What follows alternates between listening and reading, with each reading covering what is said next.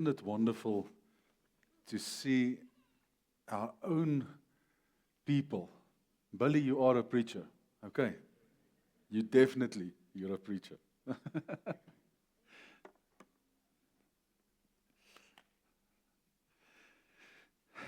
I'm not going to take a lot of time. My purpose this morning is to make 2 or 3 statements concerning, I believe, a word that most definitely would complement as well. That was the plan this morning, but it's so wonderful to see that Billy and myself, this thing was actually long coming already, far in the past, but Billy came to me after, I don't know whether it's last week or the weeks before sermon, and said to me, he just feels in his heart he would like to testify, and share a bit concerning what he shared this morning. And I said to him, Billy, you will not believe the timing is so perfect, because that which the word which the Lord gave me 2 weeks ago to share this morning with us, which is so in line actually with his whole testimony, and that's why I thought, what a wonderful thing it is, and the Bible is so clear to say that we submit under each other in love. It is so important. People, myself, Pastor Lenny, Pastor Gareth, the guys that sometimes preach, here to all of us, it's not about us. It's about the Lord, and you must know that we all have gifts. There's many people sitting here, like Billy himself, that could stand up here and share the word of the Lord.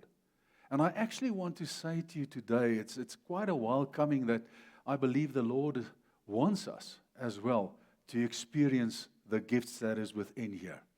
And maybe it's a good thing that, and I saw in my heart as well that this morning, Billy, you were well received. All of us, we received you well. You know why, Billy? Can I tell you why? It is so important. When the pastor or the senior pastor is not here, you're not coming for the senior pastor. You're coming, number one, for Jesus, okay? And for one another. That is why we gather. That's the purpose of the church. It's not about the senior pastor or the man preaching or whoever ministers the word. It's about getting together. It's about honoring the Lord. It's about hearing from God. Now, the Bible is so clear. God can speak through rocks. He can speak through donkeys. He can speak through children. And we must realize that. And that is what I think makes the church so special. So special. And that is what I want to do myself as well. Is to give us the opportunity to grow and to learn from one another. I have not gone through what Billy and his family has gone through. Okay? And I learned from that. And I learned from that experience. God forbid that something like that would happen to any of us here. But people, these things do happen. And to receive that word, to just, in a special way, just to realize that God is so sovereign. And life belongs to Him. Life does not belong to me and you. It belongs to the Lord who gave it. He can take it any time for whatever reason, and He does not need to explain Himself. We are here. We actually have no right except through the cross. We are creatures of His creation, but He decided to adopt us as sons and daughters. And we will see it now as I share the word this morning as well, how a lady that did not know Christ, that did not know what was about to happen in her life, He adopted her as a daughter. And it happened through faith. And that is what I want to share with you this morning. The theme of our message is the touch of desperate faith. And it's all about the woman, who was suffering, had blood flowing and so on, and that problem, and her hopelessness. And I mean, Billy touched on so many things. He said he felt so hopeless. He felt, if he could just do something or give everything he has just to help his son, he would have done it. And the main issue is he couldn't. He couldn't. And that is why we need to know that God is sovereign and that nothing is impossible with Him. And you know what? God can. He can raise the dead, and He has raised the dead in the past. He can heal. okay? And He has healed, okay? But He has also made decisions not to heal. He's also made decisions not to bring back certain people from the dead. But in His wisdom, He knows why. And from our side, it's so important. Now, the most difficult thing is to rejoice in difficult times. I mean, let's face it. But if we could in some way come over our flesh and we could just do what the Word of God says, we would experience then that strength which the Word speaks about. And that's why I want to refer to this woman this morning. I'm going to read to us.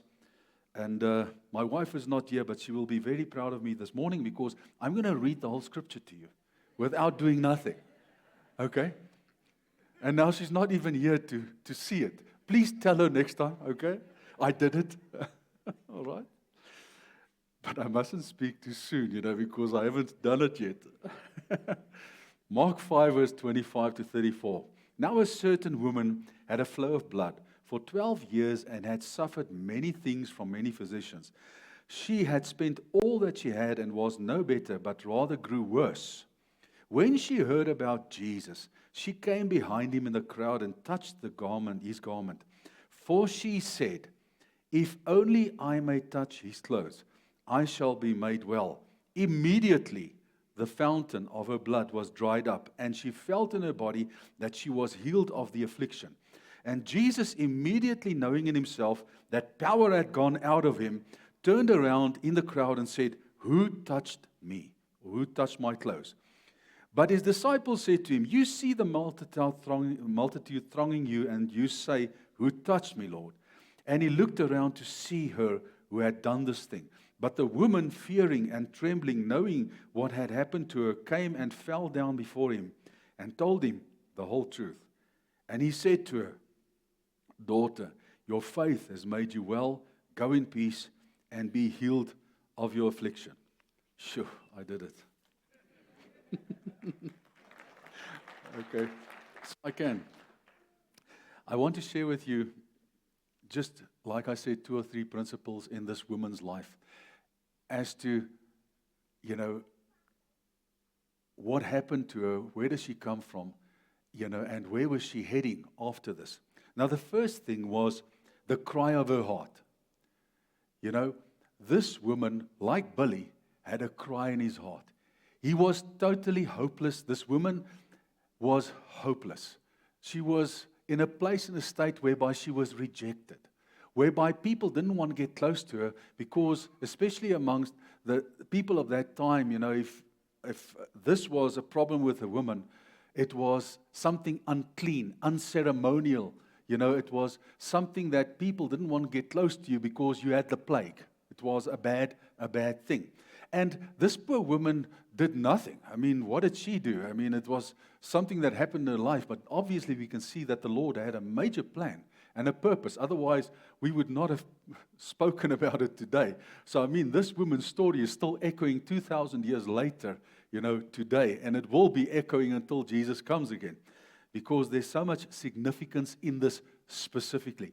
And we've been speaking here in this congregation the past couple of years, touching all the time on faith, on faith, on faith.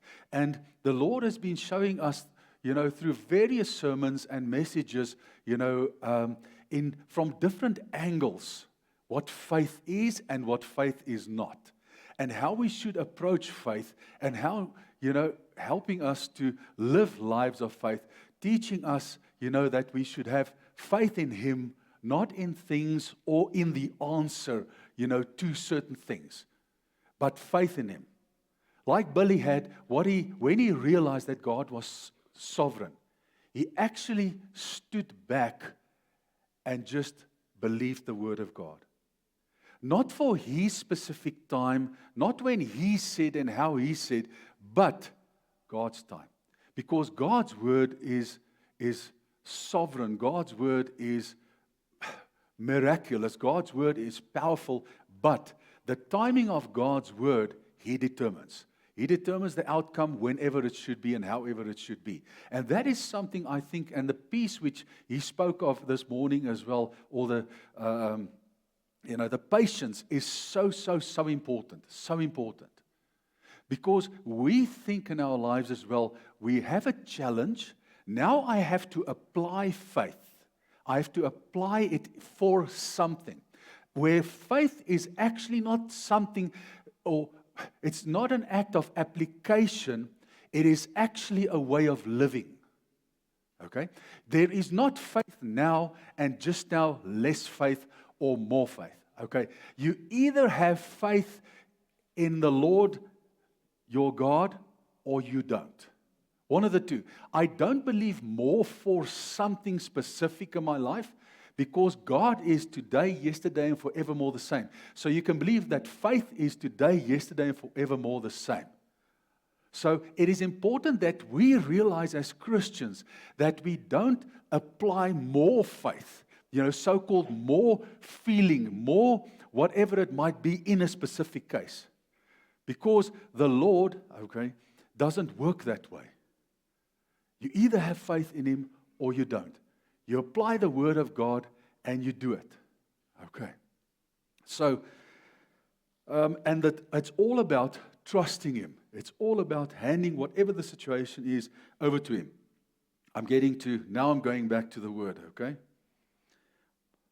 Verse 27. When this woman heard. Now, all of us have heard of many things. We've heard of healings. We have heard of breakthrough that God has given people because of testimony. We've heard where the Lord has set people free. We've heard all these things. So we're in the same position as this woman. She only heard about what Jesus has done previously. And nowhere it actually says that she was in one of His services. Okay? We only have the proof here that she has heard. Okay. So she goes upon that which she has heard. All right. So this we have, according to the Bible, we have heard that Jesus has done many things. We read it. Okay. So we can identify with this woman. So faith comes by hearing. Okay. This woman heard. And hearing by the Word of God. Now she heard of Jesus, the Word of God. Okay? So that Romans 10 verse 17 is actually so applicable just in the first sentence of what Mark says here in verse 27. And he said, she heard of Jesus. She heard of His marvelous works and healings. Okay? So place yourself in that position now. In whatever challenge you might have. It doesn't matter what the challenge. Place yourself in that position now. Now we are talking about this woman. She came behind Him in the crowd and touched His garment. This woman had the faith and belief that upon what she heard, she believed that just touching His garment, she would be healed. She would be healed. She didn't ask Him to lay hands on Him. Now, I want to take us specifically as a congregation and as a group of people, but also individuals to a specific place this morning. Many a times we feel that somebody needs to pray for me.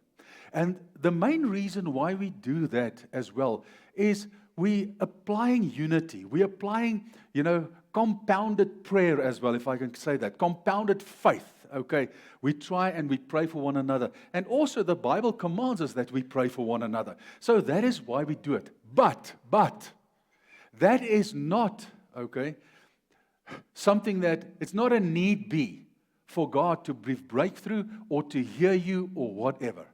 We should be in a position, in a place where this woman was. The physicians could not help her. They tried to. She went to many. She used the system of the day. Like we would go to a hospital if we have a problem. We would go to a doctor, which is nothing wrong with. Luke was a physician. Okay? He was a doctor.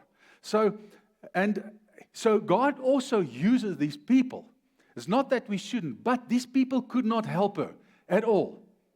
And she knew the only one that could help her was the one she had heard of. And very beautifully, she said, the following, and this is something you need to hear to now. is a very, very important thing in this whole process of this woman coming to Jesus. The first thing that happened here before she even came to Jesus is she said to herself. Do you hear what he's saying? She said to herself, if I,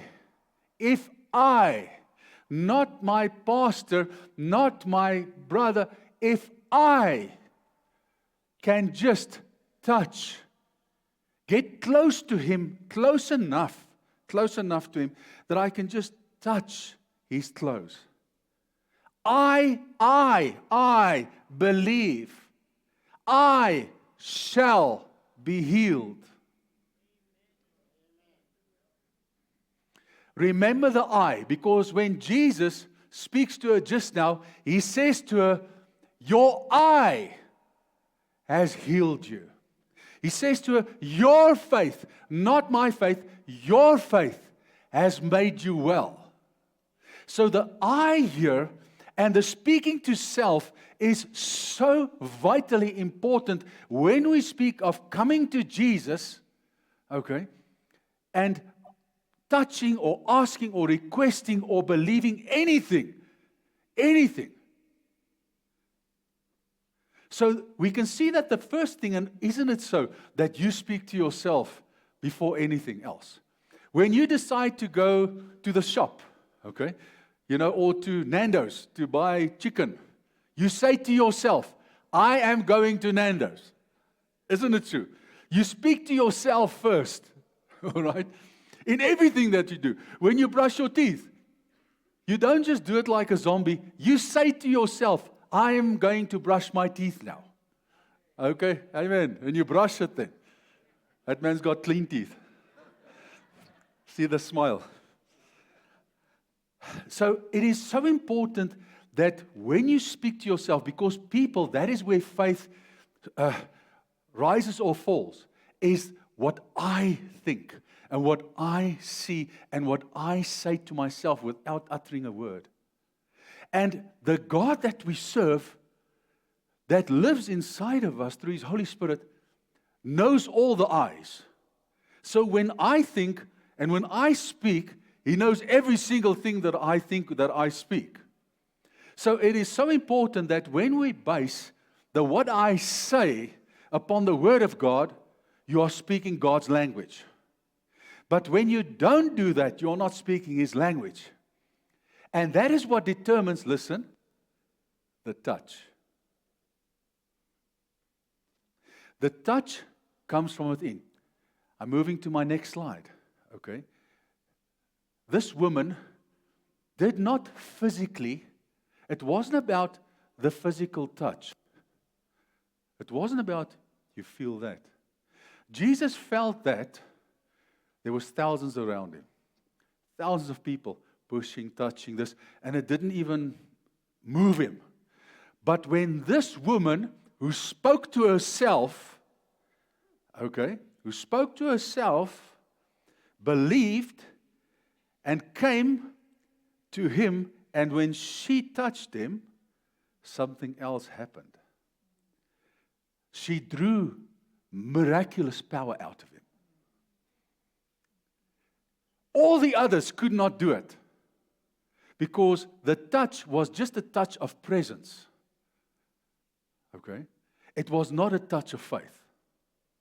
Now, what the Lord is saying to us, no matter what your circumstances are, no matter what your challenges are, when you come to Him, you need to speak to yourself and you need to touch with faith. Not faith,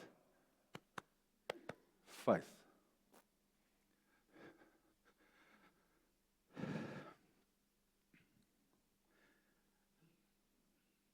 It's actually so beautiful what the word says here. He says, if only I may touch His clothes, I shall be made well. The root word of that made well is to be safe or to be saved. Okay, now listen to this. All right. The Bible says to us in Romans 10, If you believe in your heart, speak to self, believe in your heart, because this is speaking to self, believing in your heart, okay? And if you confess with your mouth, you shall be saved. So, there was a time in your life when you did not walk by sight, but when you met Him through saving faith. Okay? Now, saving faith comes through grace. God gives saving faith or grace to us to be able to accept Him because we do not understand grace or we did not understand faith when that happens. But you spoke to yourself and you said to yourself, I do not know how this works or whatever, and it doesn't matter, but I'm convicted that is correct. Many people you would speak to who, I know a man that served the Lord with everything he had, and something similar to him happened than what happened to Billy. In his family. And after that, he fell away. He did not backslide. There's a difference. He fell away. He does not blame God now for what has happened. He says that there is no God. This was a man who served the Lord like you can't believe. He built churches, not one, many, with his own money. Okay? So what I'm saying is, unfortunately, he made that decision not to believe that God is sovereign.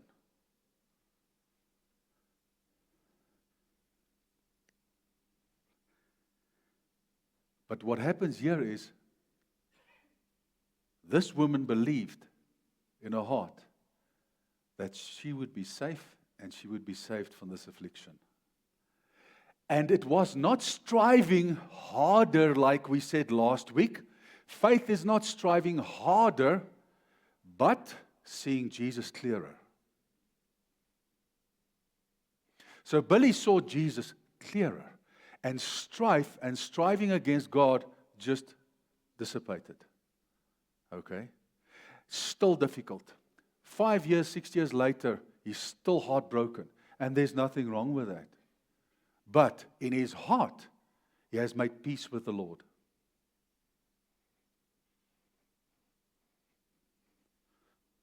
And with the circumstances.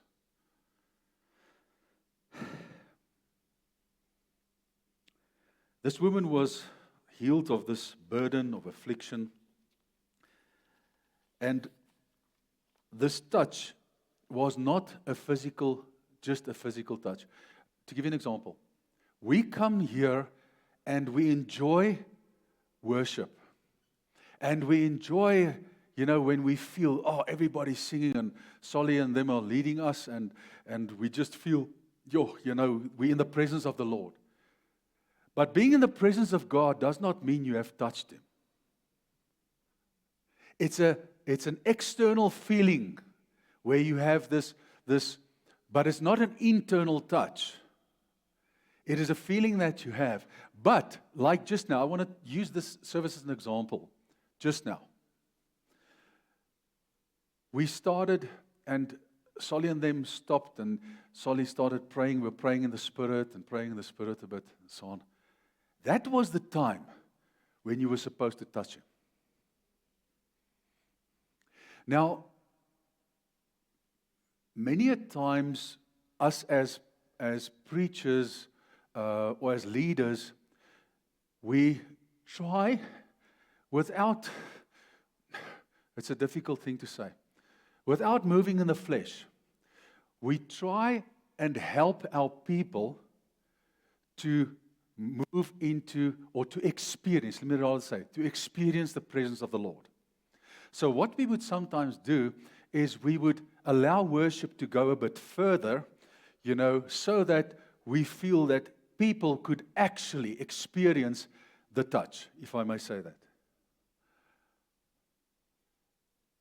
That is actually wrong.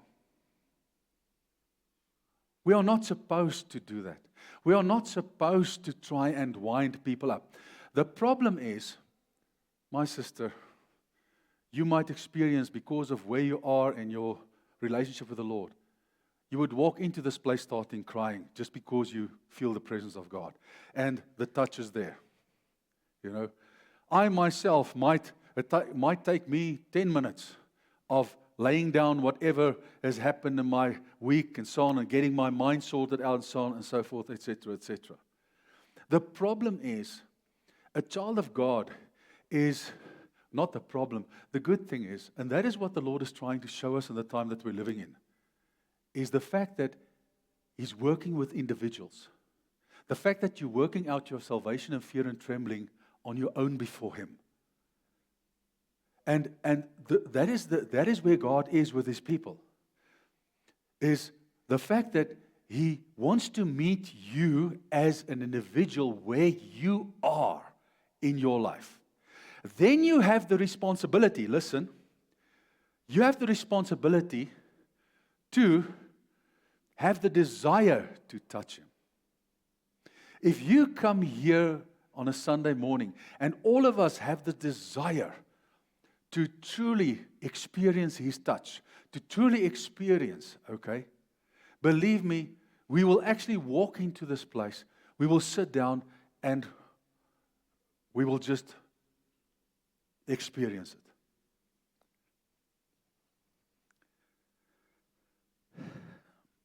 You know, the touch of faith carries not only the presence, but the conviction and the confession. And that is the difference. That is where prayer gets answered. That place. Okay? Where I believe what I have heard and what He will do for me. The word actually says shall, not will, shall. Shall do for me. And it starts within the individual, not in the group. That's why the problem is, you can experience the glory of God, but you cannot feel or live the glory of God as an individual. God wants you as an individual to live the glory. He wants you, okay? He wants to touch you. He wants to kiss you. He wants to love upon you. Not only us. He loves us. Okay?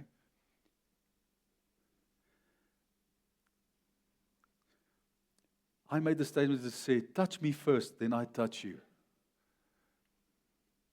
You know, the Bible is very clear, and we need to see these things, like where Billy got the revelation of, just do what the Word says. That's what he said. Billy actually just said, just do what the Bible says. The Bible says, ask and it will be given unto you. The Lord said what? I want an action from you. Why do I want an action from you? Why should you knock first? Why should you ask first? Why should you seek first? Because, Earl, that is an act of faith. That is an act of conviction. Because when you knock, you expect the door to open. You don't knock for team spirit, knowing the door's not going to open. You have faith that when you knock, somebody's going to open the door. You have faith that when you don't just stand here and ask something to somebody, okay? When you ask, you come believing that you would get an answer. Otherwise, you wouldn't ask, you would just keep quiet. You have got the expectancy. Now, what the Lord says is, touch me first. That's what this woman did. She touched Him first. Yes, He's all-knowing. I believe Jesus knew, even before He struck the planet, He knew that woman's going to be there that day, and what her motives is going to be. I mean, He's all-knowing. But the fact of the matter is, He allowed it all to play out for a specific reason. There was a public testimony that this woman needed to make concerning her faith. That is why He asked, who touched me? As if He didn't know where she is. My goodness, He's got X-ray vision. He could He knew who it was. But he asked. Why did he ask? Because he wanted that woman to come confess, it was me. It is me, Lord. It is I that trust you. Because that is how we overcome. That is how we stand. And he needed that confession, not for her bodily healing. Not for that. But for something actually so much more special than her blood flow to stop. And that is the following thing which he says. And he looked around to see her, what she has done, this thing. But the woman, fearing, trembling, knowing what had happened to her, came and fell down before him and told him the whole truth. She told him the whole truth. She spilled the beans, okay? And he said to her the following. So it's just like, coming to salvation as well. You spilled the beans, said, Lord, I'm guilty. Forgive me. Okay, that's what she actually did. I'm guilty. I touched you. I was scallum. I didn't just come to you and ask. I was scallum. I thought I was going to touch you. You're not going to know anything. I knew power would flow out of you because I believed. And I'm going to run away and nobody's going to know except me, that I'm healed. And that's the story. Jesus said, no, that's not how it works. Okay. There's far more than your physical healing. And that was the major thing. The main thing here was actually not the blood flowing. It's not the woman, the blood flowing. It's the woman coming to salvation. It's the woman becoming a daughter of Christ. That's what it should be actually. Because he says to her, he calls her. Doesn't say woman or lady or whatever. He says daughter. And just in those two words, daughter, your faith, is so powerful. The word daughter says, immediately he adopted her as his child.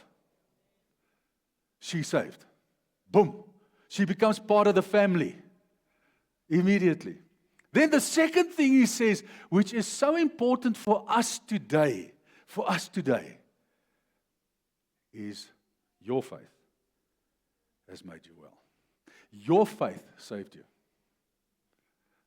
Because you spoke to yourself and you said, I. And you know what the wonderful thing is? Helke, we look at one another.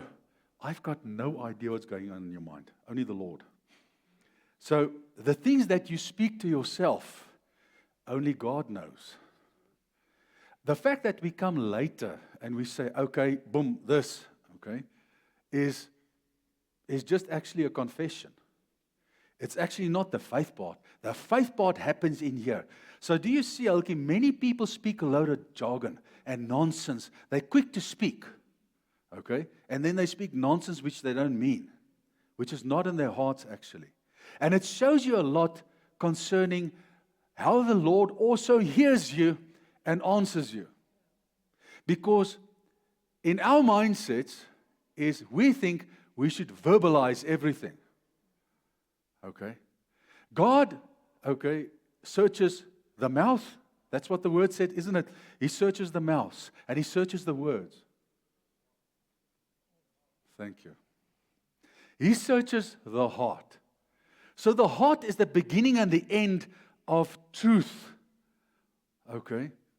Or falsehood. So if you could not or cannot even believe beginning in your heart, if you cannot even pray in your heart, if you cannot even love Jesus through your heart by just thinking, that's what I'm trying to show you, and I'm trying to show you for so long now, is it starts inside. Everything starts inside, good and bad. Faith starts inside. To have a big mouth is easy. To speak a load of things is easy. But faith resides in you. And to verbalize it is just the expression of it. It's not the substance of faith. Saying things are not necessarily the substance of things. But believing it starts in the heart. And that's why our hearts are so important. That's why the Bible says, above all, we should protect our mouths. We should protect our hearts. Because that is where everything starts. That's where everything rises and falls, is in the heart. So that is why we should never judge. Because you never know what's going on in a person's heart. You know, the looks is deceiving. Some people have poker faces. Okay? Some people can just not hide their feelings, okay? And that's also wonderful. But for some reason, they just have a face. And sometimes my children also says to me, "Oh, what's wrong? You're angry." I say, "What? I'm angry. Not angry. I'm filled with joy." And they say, "Well, show your face that, you know." Okay? Which is true. Which is true. But some of us just have a face that you cannot and should not actually judge. Because it's not necessarily what is in the heart. Okay. Said your faith has made you well. So it is so important that we know that our faith draws the supernatural and the miraculous power of God when we touch Him. And we touch Him by a touch of faith. Not physically touching, not physically experiencing. Okay? It is there. It is there. So never underestimate somebody who doesn't say a lot.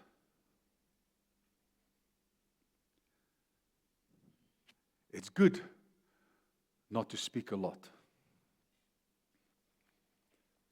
And to keep yourself maybe a bit reserved. Just as He chose us in Him before the foundation of the world, that we should be holy and without blame before Him in love, having predestined us to adoption as sons and daughters by Jesus Christ to Himself, according to the good pleasure of His will. Isn't that beautiful? I mean, this scripture is so straightforward. It's according to the pleasure, not His will, the good pleasure, joy, Billy, pleasure of His will, that is waiting to adopt us as sons and daughters. He was waiting, believe me, when He was busy with the Sermon on the Mount, He was thinking of this woman. When she wasn't there. And He knew where she heard about Him. He knew what she heard about Him because He knows that. Just in that way as well. God knows what you know about Him. Okay? He knows. And He also knows then what you feel and what you believe about Him. Not only heard about Him, but what you decide to believe in your heart. In not just being in His presence. Everybody was in His presence. Thousands was in His presence. But she was the only one who touched Him. And she touched Him through faith. She didn't strive. She didn't, when I touch Him, I'm going to touch Him softly. Killing me softly with incense. I don't know the rest. I was just reminded of that. Killing me softly with His song. With His song. Telling my whole life. With His song, killing me softly. It's coming back to me now. But, so what I'm saying to you is she never, ever came. And it was her heart touching, it wasn't her hands touching His garment. It was her heart touching His garment. That's what actually happened. Okay? That is what I think as well we need to understand. It is our hearts that touch Him. I think that's a better maybe way of putting it. Sometimes we think we need to touch Him through certain things, through worship. And that is something we do. Okay? Something we say. God is so sovereign, Billy, that just by your thinking, He knows you love Him. And He knows how much as well. You know, like your morning, toe jy daar gestaan het. Billy, what you actually wanted to do, you felt like you wanted to scream. You felt like you cannot express through words what it feels like. Okay? But God saw that heavy, that thing, that passion, Billy. He saw. And that is what it's about. Not what we see, okay, but what God sees. And I think that might be a better way of saying it. It is our hearts that touch us.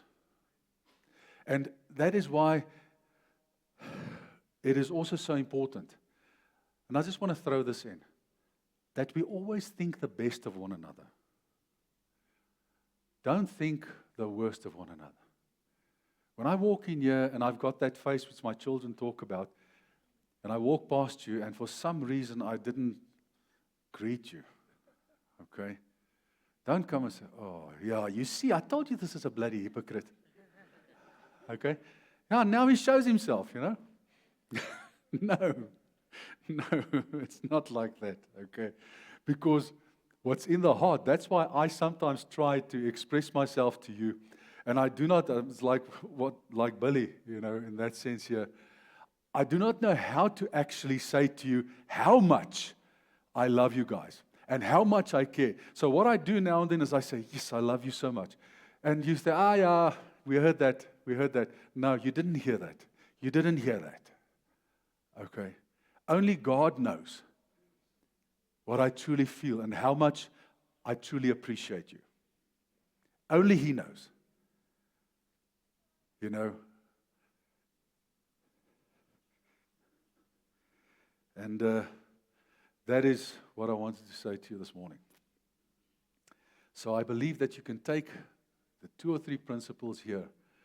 The fact that this woman spoke to herself first. Just that one thing. Spoke to herself first. Okay. Secondly, the fact that she knew that with the touch of faith, okay, she shall be healed. The third thing is, his response was, this act which you have where your heart reached out to him. That's why, you know, somebody can sit here and there's nothing wrong with altar calls or, you know, so on. But people, let's be honest with one another. If I make an altar call now for salvation, okay, and I say, come here to the front, those who've, you know, put up their hands on, come here and so on. Do you know how many people I think come to the front and they did not really give their lives to Jesus? Because their hearts were not in, but their minds was in it. But then you can have a guy sitting there, he would not utter one word, but his heart would cry out to God, knowing that he is actually so self-conscious, so feeling so bad about what he did. He doesn't even want to be seen. He sits in the corner there.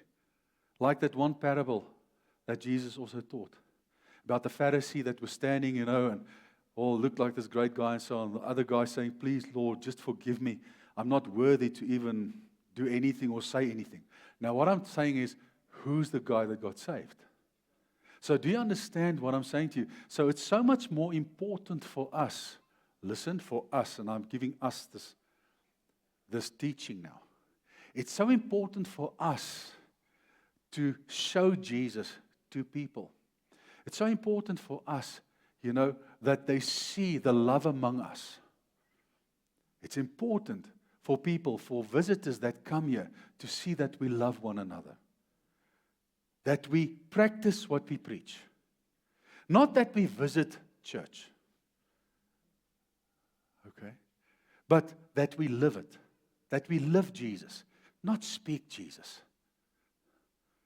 But that we are the testimonies of who He is. I'm going to tell you there's many, many people who never did a sinner's prayer. Never. That we'll see in heaven. Because a sinner's prayer starts in here. We are not even supposed to lead people confessing things. I'm not talking about, bevrijding, what? Deliverance. I'm not talking about deliverance. I'm talking about salvation. You know what? You get saved in your heart or not. And when your heart is right, you will burst forth and you will be grateful and you will just say, I'm a sinner. And it'll just come from your heart. That's why true repentance, I cannot see that true repentance does not go with remorse.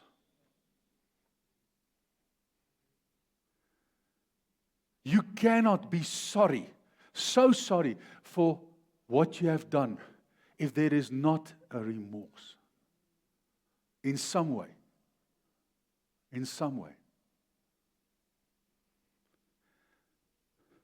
And that is why I say, we must not underestimate these things. Okay. Right. Are you still all right there? Okay. Are you ready to give an offering? Okay, let's take up an offering and then we will